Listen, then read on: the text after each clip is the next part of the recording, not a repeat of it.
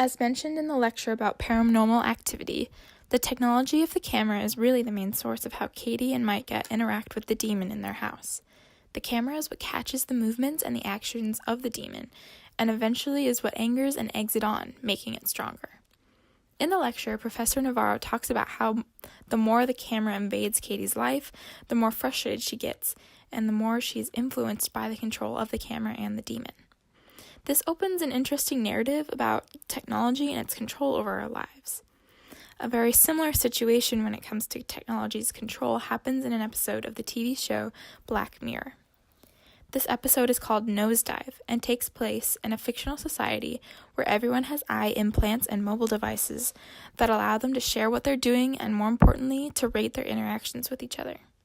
These ratings contribute to a person's overall rating on a scale from 1 to 5, which can be seen by everybody and determines their social status. The main character, Lacey, struggles when events happen that lower her rating. It's really interesting how this technology created a whole new way of living and quite literally affects how people see each other. The consumption of life by technology in this episode is very similar to the consumption of Katie by the camera and paranormal activity.